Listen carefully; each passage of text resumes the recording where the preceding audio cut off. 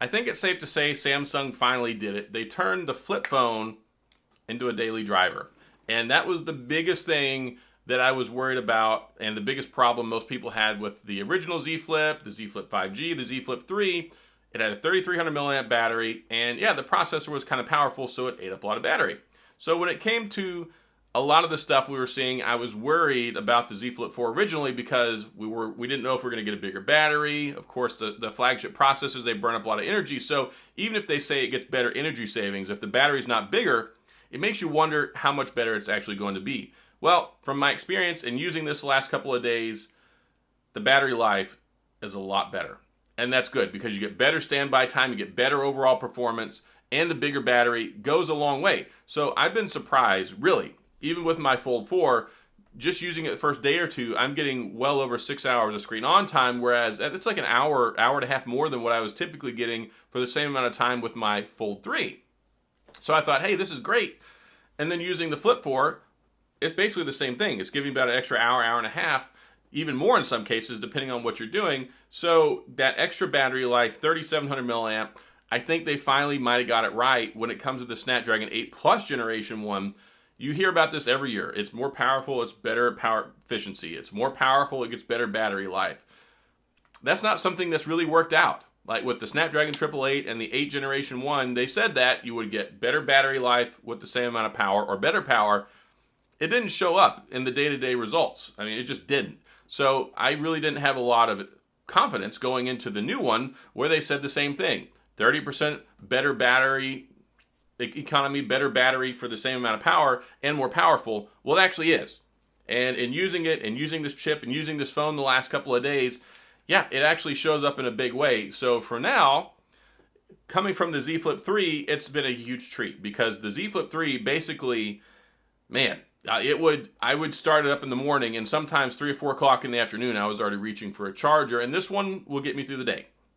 So better power savings, better power efficiency, just like they advertise. Now, yeah, if you get on it, you play some games, and you're doing some really intensive stuff, it's still going to kill the battery faster than it would under normal use, but it's still going to get you better battery life than the Z Flip 3, and that's good. I mean, as long as you can guarantee 5 hours of screen on time on any phone, I think that's pretty good, and I think that's probably about what you can expect with this.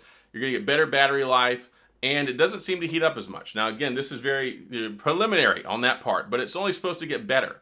Once you've had a phone for about a week, then finally you get the adaptive stuff that kicks in. It gets better, so even though I've been using this a couple of days, and my adaptive battery life and adaptive features haven't kicked in yet, it's still better than the Z Flip 3.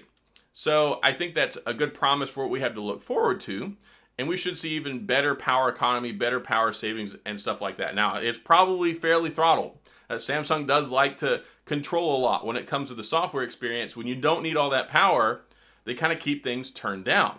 And yes, it was kind of a problem with the last chip because they were doing that with games and making it seem like it got better battery life. But this one across the board, it's seamless, it's fast, it's quick, 120 hertz refresh rate, IPX8 water resistant, stereo speakers, new camera sensor.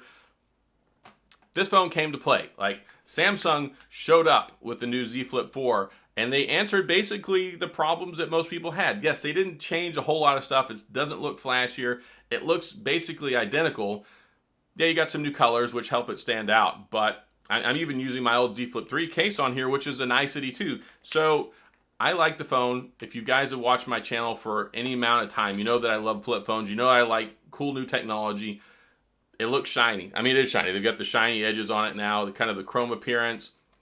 It's a slippery phone for sure. Definitely put a case on it. But I think they did a good job with it, fixing the things that needed to be fixed. And I think that's the most that we can ask from most phone companies when it comes to products. Okay, if there were problems with the last one that kept it from being like that next level, that level of greatness we needed, basically meaning keeping it working through the entire day, this is going to be your phone. And what was great was when they first came out with it, when the pre-orders, they had great trade-in value. If you had a Z Flip 3, you could trade it in for the Z Flip 4, pay $100 because they were giving $900 trade-in credit. Now they're giving a minimum of $700, which is still good. You can pay $299 and get a Z Flip 4.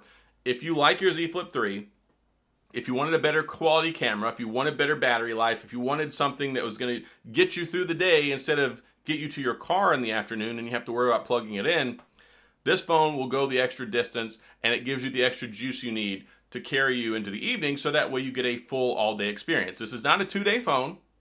It's not a 2-day phone.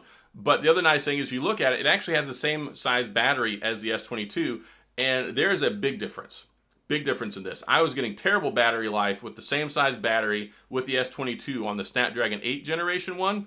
The 8 Plus Generation 1 does a great job in optimizing the battery and giving you the power savings you need, but still the power where you need it, and there's not really any compromises. This is a solid phone, and it's probably going to go down as one of the best phones of the year, because they fixed those things that kept it from being the best phone in the department last year. But still, I mean, there's not a whole lot of competition, and that's why you're going to see the same refined look that we get here with the Z Flip 4. They didn't do anything crazy. They didn't try to do anything brave. They didn't try and reinvent the wheel.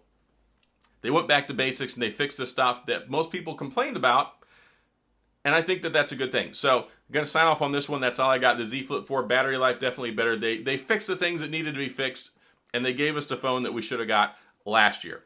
So that's all I got. If you have any questions or comments, please go down in the comment section. I will get back with you. If you enjoyed the video, please hit the like and the subscribe button and the little notification bell if you want updates when new videos come out. And as always, thanks for being here. I appreciate you watching, and I'll see you guys next time.